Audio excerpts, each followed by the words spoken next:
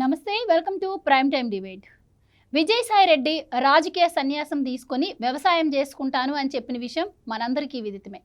ఇక జగన్మోహన్ రెడ్డి ఎదుర్కొంటున్నటువంటి అక్రమాస్తుల కేసులో ఈయన ఏటుగా కూడా ఉన్నారు. అయితే ఇటు జగన్మోహన్ రెడ్డి కానీ అటు విజయసాయి రెడ్డి కానీ దేశం విడిచి వెళ్ళాలి అంటే కోర్టు నుంచి పర్మిషన్ తెచ్చుకోవాల్సిందే.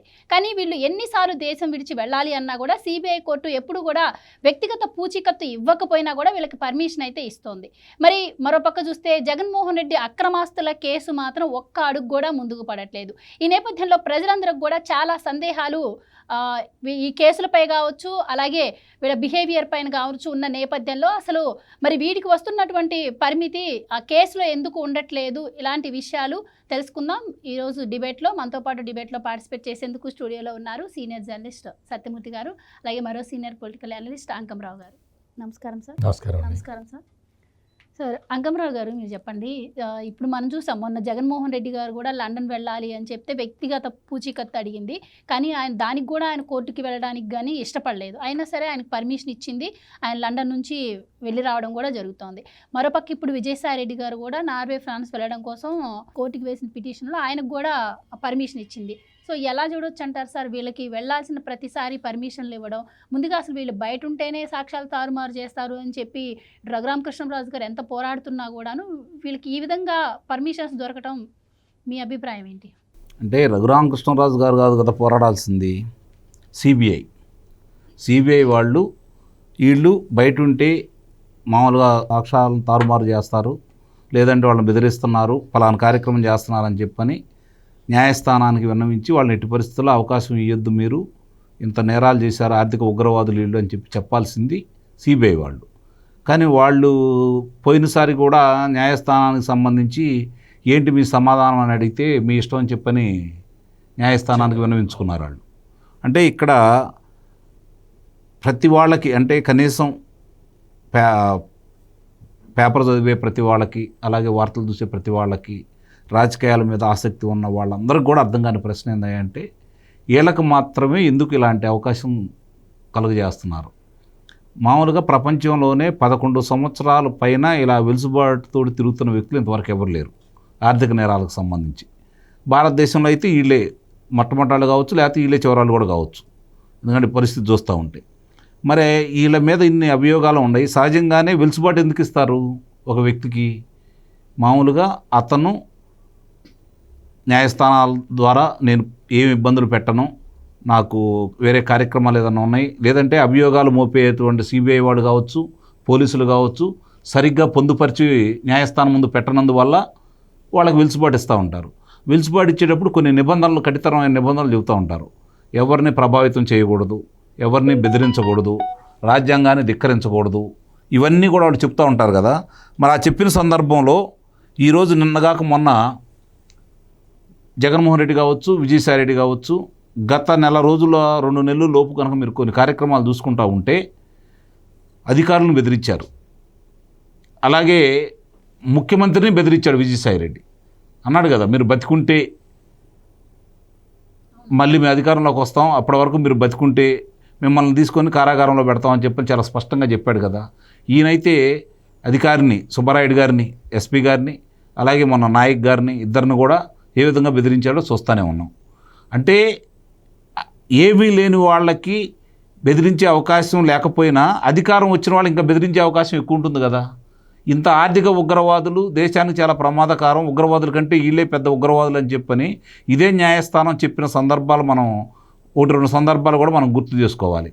అలాగే వీళ్ళకి సంబంధించినటువంటి రాజకీయ నాయకులకు సంబంధించినటువంటి వాళ్ళు కావచ్చు, ఆర్థిక నేరానికి సంబంధించిన వాళ్ళు కావచ్చు, సంవత్సరం లోపు విచారణ పూర్తి చేసి తీర్పులు ఇవ్వండి అని చెప్పని సర్వోన్నత న్యాయస్థానం చెప్తానే ఉంది.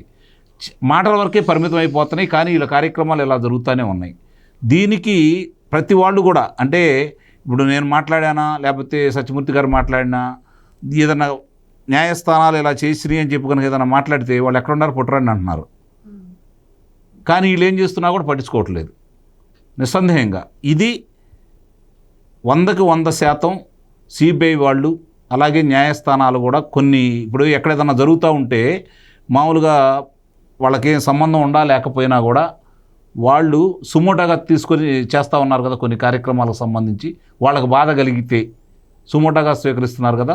మరి ఇలాంటివి జరిగేటప్పుడు న్యాయమూర్తులు ఎందుకు హెచ్చరికలు జారీ చేయట్లేదు? ఇది గమనించుకోవాల్సిన అంశం. ఏం కంపెనీలు ఉన్నాయి ఆయనకి బయట నాకు అవి లేవని చెబుతున్నాడు కదా. ఏ వ్యాపార పనుల మీద వెళ్తున్నాడు ఆయన? నాకు బయట ఏమీ లేవు, నా ఆస్తులు లేవు, నాకేమీ లేవు అని చెప్పని అంటున్నాడు. పోనీ పిల్లలు ఏమైనా విదేశాల్లో ఉన్నారా? లేకపోతే ఈయన పట్టభద్రుడా? వాళ్ళ అమ్మాయిలు ఏమైనా పట్టభద్రులు కాబోతున్నారా అక్కడ? మరి ఏ విధంగా వెలుసుబాటు ఇస్తారు వాళ్ళకి? విజయసాయి రెడ్డికి జగన్మోహన్ రెడ్డి అంటే కుమార్తెకి మామూలుగా ఉత్తీర్ణురాలై ధృవీకరణ పత్రం తీసుకుంటున్నాం కాబట్టి అనుమతి ఇచ్చారని చెప్పని అనుకోవచ్చు. అది కూడా ఆయనకి ఇవ్వకూడదు నిస్సందేహంగా, కానీ ఆయనకి ఇస్తున్నారు. అభ్యంతరం చెప్పేవాళ్ళు లేకపోతున్నారు. ఎవరన్నా ఒకళ్ళు రఘురామకృష్ణరాజు గారు లాంటి వాళ్ళు దీని మీద న్యాయ పోరాటం చేస్తూ ఉంటే మీకేం సంబంధం, మీకెందుకు ఇవన్నీ చేయాల్సిన సిబిఐ వాళ్ళు కదా అని చెప్పి న్యాయస్థానాలు ప్రశ్నిస్తూనే ఉన్నాయి. మరి అదే న్యాయస్థానం సిబిఐ వాళ్ళు ఎందుకు అడగట్లేదు? మీరు ఎందుకు పొందుపరచట్లేదు దీన్ని? మరి వాళ్ళు ఇలాంటి నేరాలు చేసి ఉండారు కదా, ఇన్ని వేల కోట్ల రూపాయలు మీరు స్వాధీనం చేసుకున్నారు కదా, మరి ఎందుకు ఇందో వెలుసుబాటు కలగజేస్తున్నారు అని అన్నా చెప్పాలా? లేదంటే ఏమి లేదు, వాళ్ళు నిర్దోషులు, ఆధారాలు చెప్పలేకపోయారు కదా, 11 సంవత్సరాల నుంచి మీరేమీ నిరూపించలేకపోయారని చెప్పని వాళ్ళకి స్వేచ్ఛ వాయులు ప్రసాదించండి, వెలుసుబాటు కలగజేయండి, నిర్దోషులను ప్రకటించండి, గొడవ లేకుండా పోయిద్ది. ఇది కాస్త ఇబ్బందికరంగానే ఉంది. అంటే సన్నగిలుతూ ఉన్నాయి న్యాయస్థానాల మీద నమ్మకం, అలాగే సిబిఐ మీద నమ్మకం సన్నగిలుతుందైతే మాత్రం నేను గట్టిగా చెప్పగలను. రైట్ సార్, ఇది సామాన్యులకు లేని వెసులుబాటు ఒక్క రాజకీయ నాయకులకే కనిపిస్తోంది, కొంచెం హై క్లాస్ పీపుల్కి. అంటే కొన్ని రాష్ట్రాల్లో కూడా మనం చూసాము, ఇలాగనే ఆర్థిక నేరాల్లో చిక్కుకున్న వాళ్ళు విదేశాలకు వెళ్ళిపోయి మళ్ళీ తిరిగి రాని పరిస్థితి. దానికోసం కేంద్రం కూడా ఇబ్బంది పడాల్సిన పరిస్థితులు కూడా మనం చూస్తున్నాం. అలాంటి టైంలో మరి వీళ్ళు పెట్టుకున్న ప్రతిసారి ఇలా పర్మిషన్స్ ఇస్తే అసలు ఎవరు సార్ రెస్పాన్సిబిలిటీ? రేపు ఏదైనా జరిగినా ఎవరు రెస్పాన్సిబిలిటీ?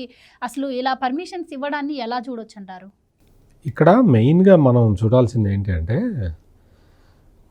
నేనైతే పర్సనల్గా నేను మొన్న సుప్రీంకోర్టులో పిటిషన్ వచ్చినప్పుడు సందర్భంగా సుప్రీంకోర్టులో జరిగిన ప్రొసీడింగ్స్ అవన్నీ తెలుసుకున్న తర్వాత కొంచెం సిబిఐ సిగ్గుపడుతుందేమో అని నేనైతే అనుకున్నానండి. వెంకమరావు గారు, కుమ్మక్క అయిపోయింది సిబిఐ జగన్మోహన్ రెడ్డితోటి, అందుకనే ఇట్లా చేస్తున్నది అని చెప్పి సాక్షాత్తు సుప్రీంకోర్టులో ఒక సీనియర్ కౌన్సిల్ చెప్పిన తర్వాత సిబిఐ సిగ్గుపడుతుందని నేనైతే చాలా నమ్మకంగా అనుకున్నా.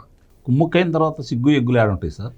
అదే అంటే నేను కొంచెం అమాయకంగా అనుకున్న మాట వాస్తవమే అని ఈ రోజున ఇప్పుడు ఈ విజయసాయి రెడ్డికి నార్వే, ఫ్రాన్స్ వెళ్ళటానికి కోర్టు అనుమతి ఇచ్చింది అంటే కోర్టు మామూలుగా ఇండివిజువల్గా డెసిషన్ తీసుకోదండి.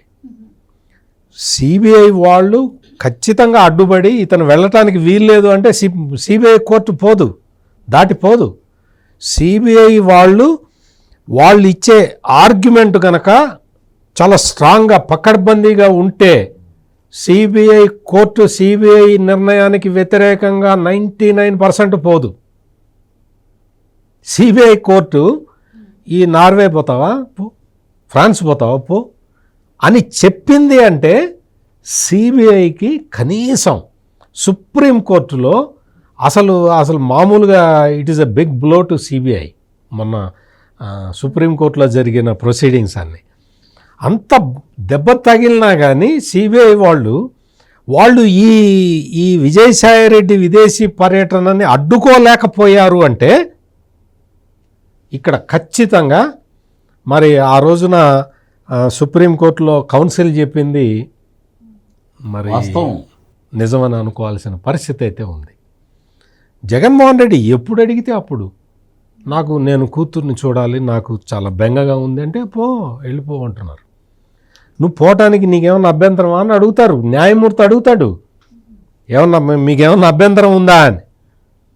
అంటే వాళ్ళు అటు మామూలుగా పర్లేదులేండి వెళ్ళరండి, వస్తాడండి, మంచోడండి, జగన్మోహన్ రెడ్డి చాలా మంచోడండి అని రాసిస్తే జడ్జి పర్మిషన్ ఇస్తాడు.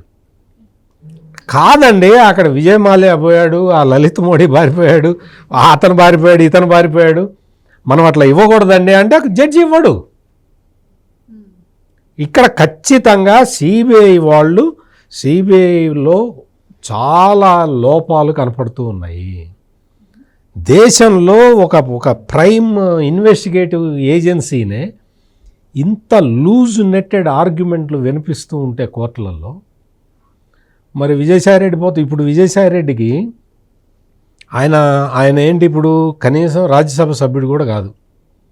ఆయన మొన్ననే ఒక ఎక్కడో ఫారెస్ట్లో దిగి ఫోటోలు పెట్టాడు. ఆదర్శ రైతుగా ఆయన ఫారెస్ట్ ల్యాండ్ మరి పెద్దిరెడ్డి రామచంద్రారెడ్డి లాగా మరి అన్న కబ్జా పెట్టాడో లేదా అది ఏ దేశం ఫోటోలో నాకైతే తెలియదు. కర్ణాటకకి కేరళకి రెండిటికి రెండు కలిసే చోట 23 ఎకరాలు 24 ఎకరాలు కొన్నాడండి ఆయన. ఏదైనా కొంటాడు. అదే అసలు అక్కడ చాలా విలువైన ల్యాండ్స్ అవి, చాలా విలువైన భూమి, అది చాలా విలువైన ల్యాండ్స్ అవి. అంటే ఆ ల్యాండ్ కొనుక్కొని అక్కడ వ్యవసాయం చేస్తానంటాడు. ఏం వ్యవసాయం చేస్తావు నువ్వు? ఇప్పుడు రాజ్యసభ మెంబర్వి కాదు, నువ్వు ఒక వ్యవసాయం చేసుకుంటానని చెప్పి ఏదో ఫారెస్ట్ ల్యాండ్లో దిగి ఫోటోలు పెట్టిన వాడివి. నీకు నార్వేలో ఏం పని? నీకు ఫ్రాన్స్లో ఏం పని? చుట్టానికి వెళ్తావా? ఇక్కడ మొత్తం అంతా కూడా అనుమానాలే ఉన్నాయి. విజయసాయిరెడ్డి 30 రోజులు అడిగితే 15 రోజులు ఇచ్చారు, పర్మిషన్ ఇచ్చారు. అసలు ఆ 15 రోజులు కూడా ఇవ్వాల్సిన అవసరం ఏంటి అనేది మరి నాకైతే అర్థం కావట్లేదు. న్యాయస్థానంలో జరిగిన ఆర్గ్యుమెంట్లు మనకు తెలియదు, కానీ విజయసాయిరెడ్డికి పర్మిషన్ వచ్చేసింది, జగన్మోహన్ రెడ్డికి పర్మిషన్ వచ్చేసింది. జగన్మోహన్ రెడ్డి వెళ్ళాడు చక్కగా, అక్కడ ఒక పిల్లాడిని ఎత్తుకొని ఫోటో దిగాడు. మరి ఆ పిల్లాడు ఎవరో మనకు తెలియదు, చిన్న పసిపిల్లాడిని ఎత్తుకొని ఫోటో దిగాడు. ఆ పిల్లాడు ఎవరో మనకు తెలియదు. మనకు తెలియాల్సిన అవసరం లేదేంటి అని మీరు అడగచ్చు. మరి ఫోటోలు మాకెందుకు రిలీజ్ చేశావు? నువ్వు పిల్లాడిని ఎత్తుకొని, ఆ పిల్లాడు ఎవడో చిన్న పసిపిల్లాడు, ఎవరో రిలీజ్ చేస్తారండి, వాళ్ళ మీద న్యాయ పోరాటం చేయబోతున్నారు. చేస్తారు. ఆ పిల్లాడి మీద కూడా చేయమనండి. ఫోటోలో అటు తిరిగి నిలబడ్డందుకు, అంటే మొహం అటు తిప్పుకొని ఉంటాడు పసిపిల్లాడు. పసిపిల్లాడికి వెనక ముందు ఎందుకు చూపించలే? అసలు ఎవడు ఆ పిల్లాడు? ఎవడు ఆ పిల్లాడికి జగన్మోహన్ రెడ్డికి సంబంధం ఏంటి? ఆ ఫోటో ఎందుకు రిలీజ్ చేసావు? నీ అఫీషియల్ ఛానల్లో అఫీషియల్లో అవన్నీ చూపిస్తున్నావు. వైసీపీ వాళ్ళు ఆ ఫోటో చూసిన తర్వాత నాకు రకరకాల డౌట్లు వస్తూ ఉన్నాయి. అసలు ఎవరు ఆ పసిపిల్లాడు? ఎవరు? అది జగన్మోహన్ రెడ్డి తోటి ఆ పసిపిల్లాడు ఒక్కడే ఫోటో ఎందుకు దిగాడు? ఆ పసిపిల్లాడు తల్లిదండ్రి ఎవరు? ఆ తల్లి ఎవరు? తండ్రి ఎవరు? వాళ్ళకున్న సంబంధం ఏంటి? రిలేషన్ ఏంటి అనేది కూడా ఇప్పుడు ఇవన్నీ అనుమానాస్పదంగా. రేపొద్దున సడన్గా ఆ పిల్లాడు పెద్దవాడయ్యి పసిపిల్లాడు నేను జగన్మోహన్ రెడ్డి. నా డౌట్ ఏంటంటే ఇప్పుడు కాకపోతే ఒక 20 సంవత్సరాల తర్వాత ఆ పసిపిల్లాడు ఆ పిల్లాడిని నేనే జగన్మోహన్ రెడ్డికి వారసుడిని అని వచ్చాడు అనుకోండి, జగన్మోహన్ రెడ్డి కుటుంబానికి ఇబ్బంది కదా. ఆ పిల్లాడు ఎవరో ఇప్పుడే చెప్పాలి. అంటే ఇటువంటివి ఇవన్నీ మీకెందుకండి? అవన్నీ ఆయన పర్సనల్ విషయాలని మీరు అంటే అనొచ్చు, కానీ నా భయం నాది. జగన్మోహన్ రెడ్డికి సంబంధించి ఏదొచ్చినా కానీ నేను చాలా నిశ్చితంగా గమనిస్తూ ఉంటా. అంటే ప్రభుత్వానికి రావాల్సిన అక్రమ ఆస్తులు సంబంధించి అతనికి వెళ్ళిద్దని భయమా మీకు? ఏదైనా జరగటానికి అవకాశం ఉంటుంది కాబట్టి ఆ విషయాలన్నీ కూడా వైఎస్ఆర్ కాంగ్రెస్ పార్టీ చాలా స్పష్టంగా, మాలాంటి వాళ్ళందరికీ మాకు కొంచెం అనుమానం ఎక్కువ. ఇక్కడ మనం ఆలోచించాల్సిన విషయం ఏంటంటే, అక్కడికి వెళ్తున్నారు వీళ్ళందరూ, వెకేషన్ ఎంజాయ్ చేసి వస్తూ ఉన్నారు. చాలా వెకేషన్ అంతా చాలా అద్భుతంగా ఎంజాయ్ చేసి, ఇప్పుడు విజయసాయిరెడ్డి పోతాడు. జగన్మోహన్ రెడ్డిది ట్రిప్ అయిపోయింది, ఇప్పుడు విజయసాయిరెడ్డి పోతాడు. నార్వేలో, అక్కడ ఫ్రాన్స్లో చక్కగా ఎంజాయ్ చేస్తారు. ఇప్పుడు వస్తారు. ఇప్పుడు ఇంకొకటి ఏంటంటే, జగన్మోహన్ రెడ్డి వచ్చాడు, ఇండియాకి వచ్చాడు, ఈయన నార్వే వెళ్తున్నాడు. అంటే ఉంటే అడుగుతాడనా, ఎందుకు రిజైన్ చేసావు, మరి నా అకౌంట్ ఏంటి అని అడుగుతాడా? తెలియదు కదా మనకి. ఇప్పుడు ఆ లోపల సిబిఐలో ఏం జరుగుతున్నదో మనకు తెలియటల్లా, అటువంటిది జగన్మోహన్ రెడ్డి ప్యాలెస్లో ఏం జరుగుతుందో మనకేం తెలుస్తుంది? ఇక్కడ మరి జగన్మోహన్ రెడ్డి దిగంగానే విజయసాయిరెడ్డి జంప్ అవుతున్నాడు. ఇది కూడా చాలా మిస్టీరియస్గానే ఉంది. అంటే ఇవన్నీ పొలిటికల్ సంబంధించిన విషయాలు. న్యాయపరమైన విషయాలకు వస్తే మాత్రం ఖచ్చితంగా వీళ్ళు తడతడకి వీళ్ళకి వెసులుబాటు రావడం, వీళ్ళు జగన్మోహన్ రెడ్డి అయితే మరీ అన్యాయంగా ఆయనకి పాస్పోర్టు అంతకుముందర ముఖ్యమంత్రిగా ఉన్నప్పుడు డిప్లొమాట్ పాస్పోర్ట్ ఉండేది. ఆ డిప్లొమాటిక్ పాస్పోర్ట్ టైం అయిపోయింది, ముఖ్యమంత్రిగా అయిపోయాడు కదా. మామూలు పాస్పోర్ట్ తీసుకోవడానికి వచ్చి ఇక్కడికి వచ్చి నువ్వు బాండ్ ఇచ్చేసి పాస్పోర్ట్కి తీసుకో అంటే ఎంత గొడవ చేశాడంటే అసలు మామూలుగా న్యాయ వ్యవస్థ మొత్తాన్ని కుదిపేశాడు జగన్మోహన్ రెడ్డి కేవలం తన పాస్పోర్ట్ కోసం.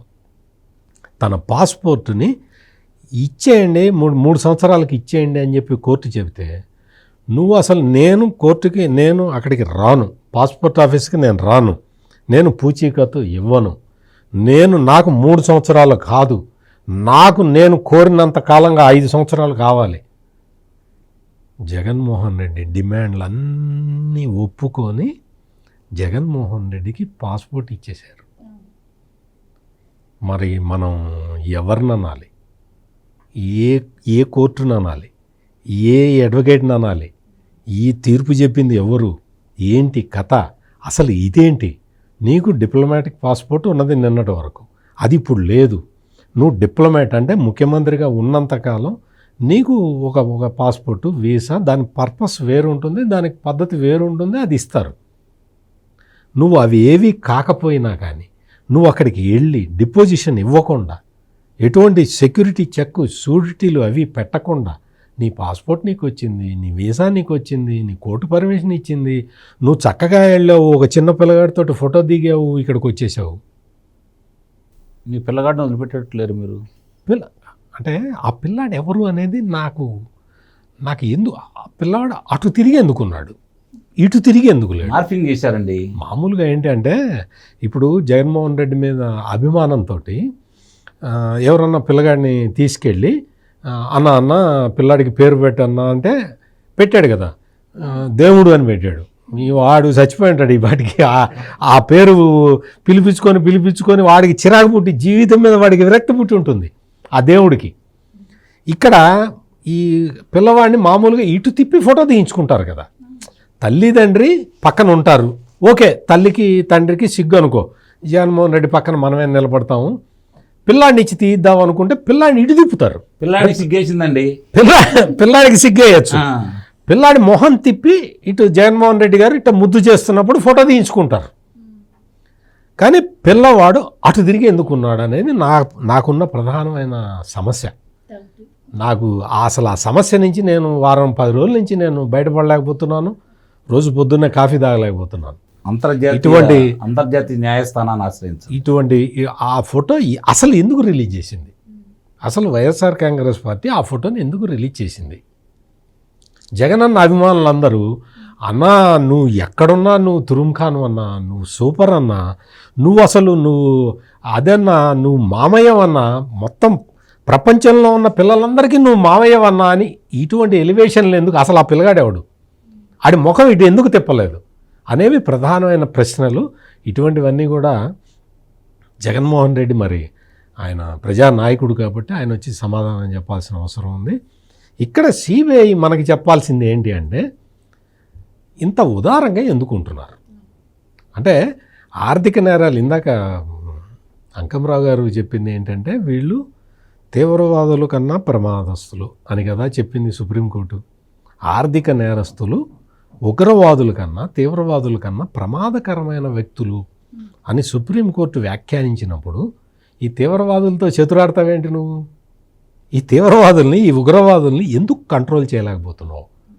కనీసం నువ్వు కేసును ముందరికి తీసుకెళ్ళలేవు.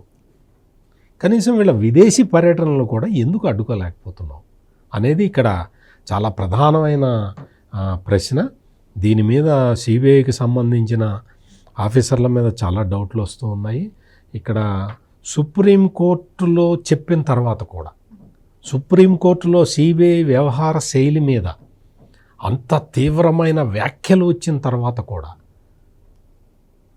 చలనం లేదు అంటే, మరి ఈ దేశ అత్యున్నత దర్యాప్తు సంస్థ ఎటుపోతున్నది అనేది అందరూ ఆలోచించుకోవాల్సిన పరిస్థితి అయితే వచ్చింది.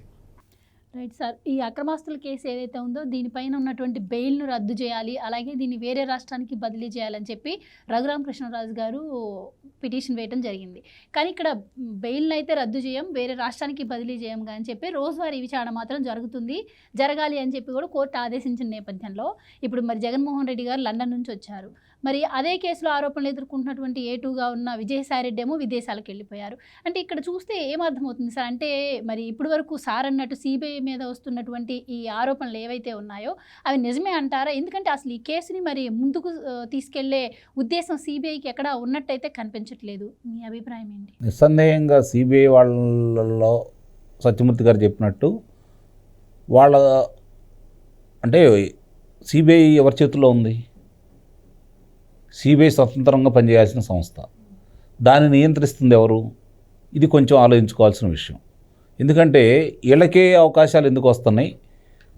రాజాదిరాజు కంటే కూడా గొప్పవాడు జగన్మోహన్ రెడ్డి అనే విధంగా ఇప్పుడు అతనికి వెలుసుబాటు చూస్తూ ఉంటే న్యాయస్థానాల కంటే కూడా గొప్పవాళ్ళలాగా ఉన్నాడు ఇప్పుడు అతను.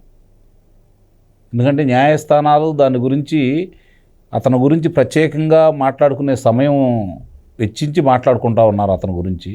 అంతకుముందు గతంలో వ్యాఖ్యలు కూడా చేశారు. మరి దానికి కూడా పరిగణలో తీసుకోకుండా ఎన్నిసార్లు వాళ్ళే అన్నారు పంజరంలో చిలక సిబిఐ అని చెప్పని. సర్వోన్నత న్యాయస్థానం ఉదాహరించిందండి సిబిఐ గురించి, పంజరంలో చిలక అని చెప్పని.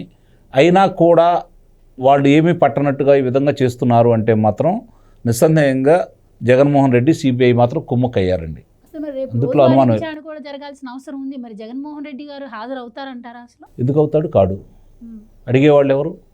విచారణ జరుగుతుందా? రోజువారీ జరుగుతుందా? పోనీ అంటే లండన్ నుంచి వచ్చింది నిన్ననే కదా. అంటే అతను ఉండా లేకపోయినా మామూలుగా వాళ్ళు చేయాల్సిన పని వాళ్ళు చేయాలి కదా.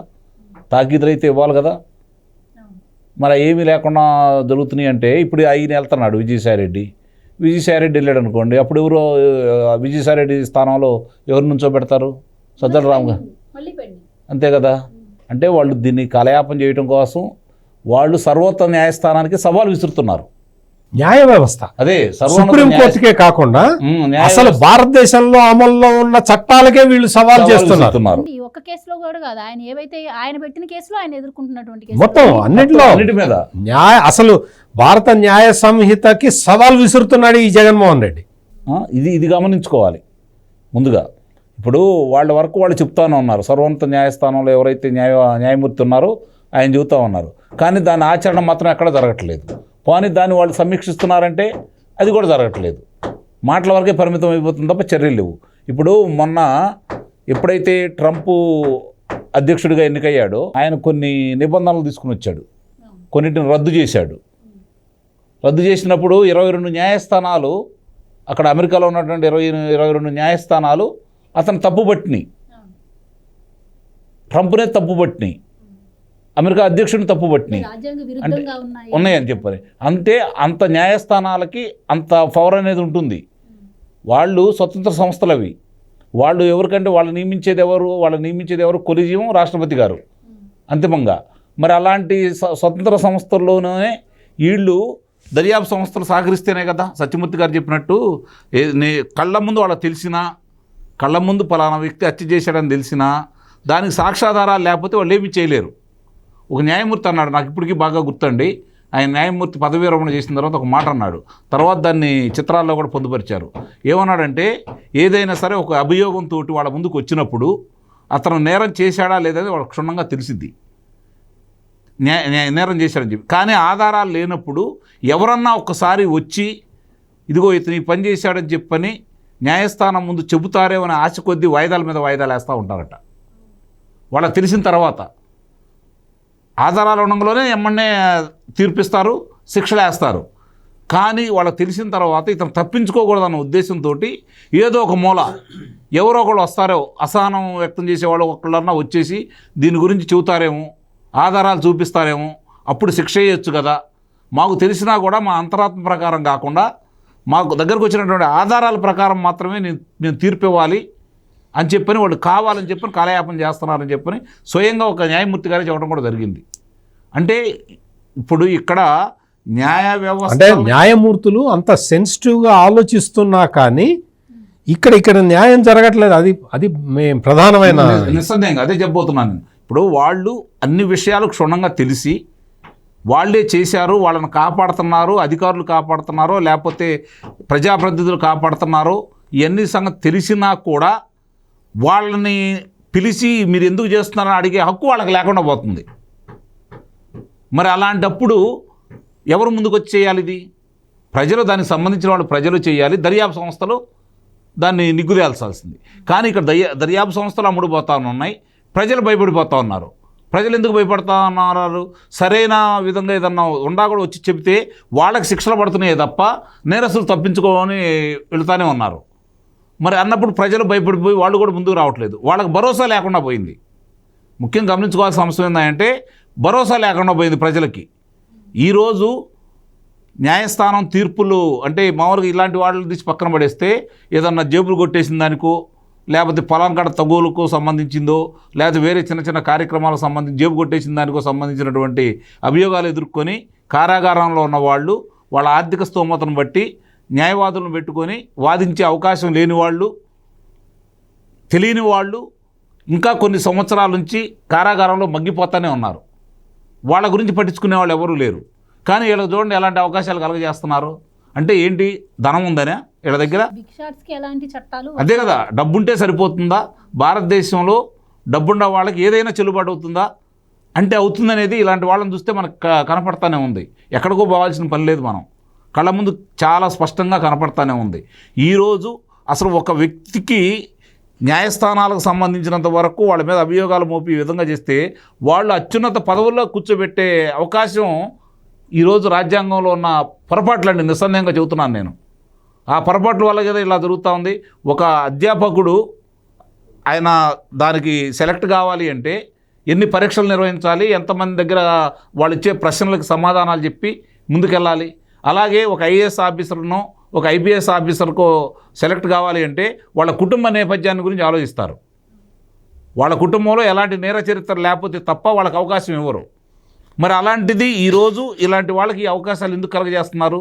నిస్సందేహంగా దీనికి ప్రస్తుత ప్రజాప్రతినిధుల్ని ఎన్నుకునే దాంట్లో వాళ్ళని పరిగణలో తీసుకోకపోవటం, వాళ్ళు ఎవరు ఏంటి, వాళ్ళ చరిత్ర ఏంటి, వాళ్ళు సమాజానికి ఏమన్నా పనిచేసి ఈరోజు రాజకీయాల్లోకి వస్తున్నారా, లేదంటే మంచి ఉన్నత పదవుల్లో ఉండి పదవీ విరమణ చేసిన తర్వాత రాజకీయాల్లోకి వస్తున్నారా, వీళ్ళ వల్ల సంఘానికి ఏంటనే అవగాహన లేకపోవటం, అలాంటి వ్యక్తులు మాత్రమే ప్రజాప్రతినిధులుగా ఉండాలని రాజ్యాంగంలో లేకపోవటం వల్ల వీళ్ళే దాంట్లో ఉన్నారు కాబట్టి, వీళ్ళే దాన్ని వైలేషన్ చేసుకుంటూ వెళ్ళిపోతున్నారు కాబట్టి, ఇలాంటి వాళ్ళకి అవకాశాలు కలగజేస్తున్నారు కాబట్టి మన భారతదేశంలో ఇలాంటి దౌర్భాగ్య స్థితి మనం ఎదుర్కొంటూ ఉన్నాం. ఇది సమూలంగా ప్రక్షాళన కావాలంటే నిస్సందేహంగా ఎవరైతే ప్రజాప్రతినిధులుగా ఉంటారో గ్రామ స్థాయి నుంచి లోక్సభ వరకు, రాజ్యసభ వరకు కూడా నిస్సందేహంగా వాళ్ళ కుటుంబ నేపథ్యం, వాళ్ళ నేపథ్యంతో తీసుకొని వాళ్ళని పరిగణలో తీసుకొని అలాంటి వాళ్ళని మాత్రమే దీంట్లో అవకాశం కలగజేస్తే, నానా పాటేకర్ గారు ఒక మాట అన్నారు, ప్రజాప్రతినిధిగా ఉండే వాళ్ళు ఎవరైనా సరే కనీసం 3 సంవత్సరాలు సైనికులతో పనిచేయాలని చెప్పని.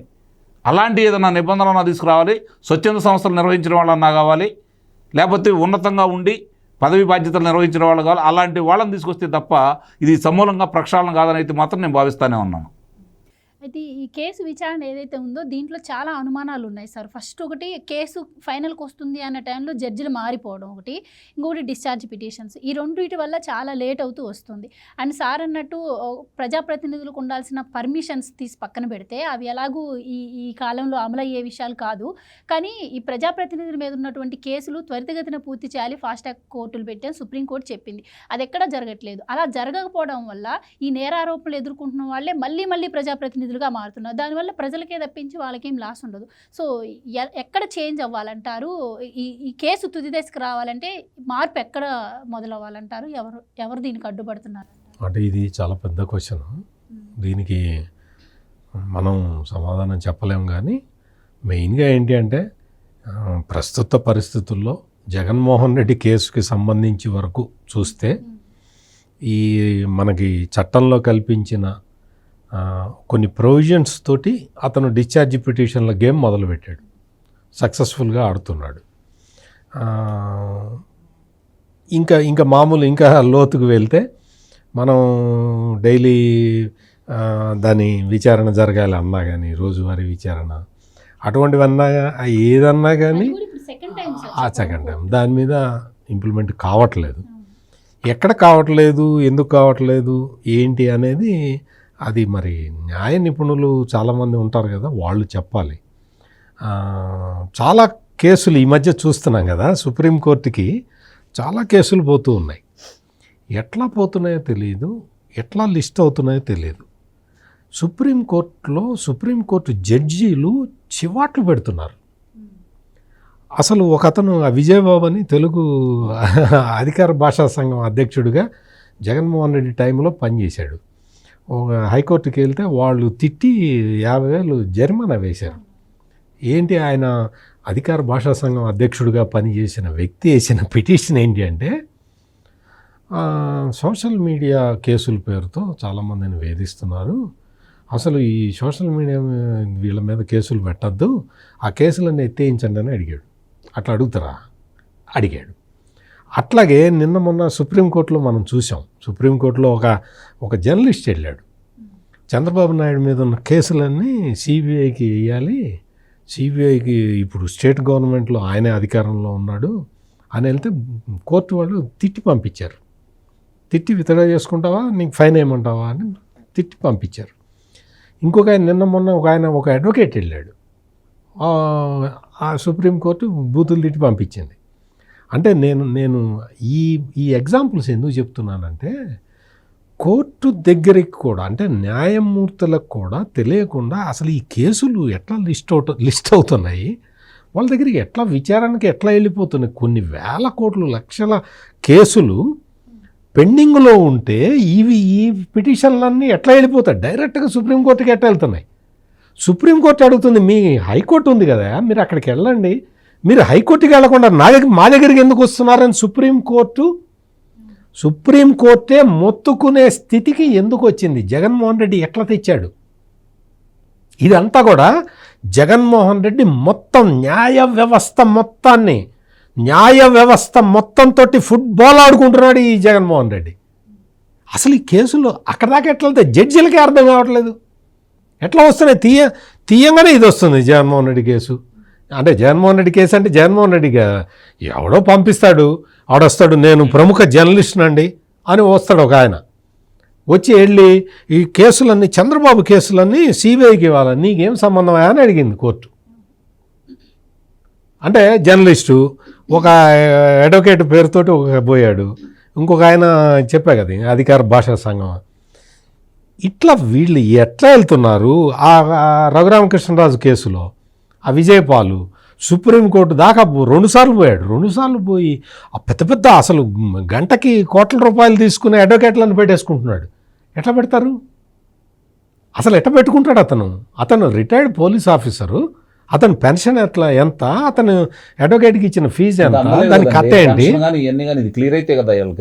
చెప్తున్నా. అసలు నువ్వు నీ సర్వీసులో నువ్వు తీసుకున్న జీతం మొత్తం ఆయన ఒక గంట ఫీజు ఆయనకి అడ్వకేట్కి, మరి నువ్వు అతన్ని ఎట్లా ఎంగేజ్ చేస్తున్నావు అంటే మీరు ఆలోచించాల్సింది ఏంటి అంటే, జగన్మోహన్ రెడ్డి తన కేసులు, తనకి సంబంధించిన కేసులు, తన వాళ్ళకి సంబంధించిన కేసుల్ని పెద్ద స్థాయిలో కోట్ల రూపాయలు అట్లా పెట్టి ఈ అడ్వకేట్లందరినీ పోషించి మొత్తం యలహంక ప్యాలెస్లో కూర్చొని స్కెచ్ చేసి వాళ్ళందరినీ వదిలి ఎక్కడికి కావాలంటే అక్కడికి అడ్వకేట్లను పంపిస్తున్నాడు. మీరు చెప్తున్న దాన్ని బట్టి ఆరోపణలు, కేసులు ఎదుర్కొంటుంది జగన్మోహన్ రెడ్డి, కోర్టులకు హాజరవ్వంది జగన్మోహన్ రెడ్డి, కానీ ఆరోపించడం మాత్రం చంద్రబాబు నాయుడు వ్యవస్థలను మేనేజ్ చేస్తున్నారని చెప్పి వాళ్ళు మొత్తం అసలు ఇప్పుడు చూస్తుంటే న్యాయ వ్యవస్థ ఏమీ చేయలేని స్థితికి వస్తున్నది జగన్మోహన్ రెడ్డికి సంబంధించిన కేసుల వరకు.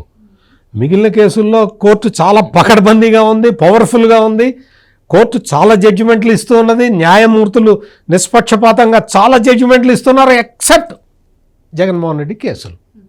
అది మరి దీన్ని ఎవరన్నా మరి ఈ మొత్తం ఎపిసోడ్ల మీద మంచి ఎవరన్నా అధ్యయనం చేసి దీని రహస్యం ఏంటనేది ఏదన్నా కనిపెడితే మొత్తం దేశానికి మేలు జరుగుతుంది. న్యాయ వ్యవస్థ కూడా కరెక్ట్గా సక్రమంగా నడుస్తుంది. జగన్మోహన్ రెడ్డి కేసుల్లో న్యాయ వ్యవస్థ సక్రమంగా నడవటానికి ఒక అవకాశం వస్తుంది. సిబిఐ వాళ్ళు కూడా మరి సుప్రీంకోర్టులో అంత మాట అనిపించుకున్నా కానీ మహానుభావుడు విజయసాయి రెడ్డి నార్వే వెళ్ళడానికి పర్మిషన్ ఇప్పించేశారు అంటే ఈ మహానుభావుడికి సహకరించిన ఆ మహానుభావులు ఎవరున్నారో వాళ్ళందరికీ 100,000,000 వందనాలు.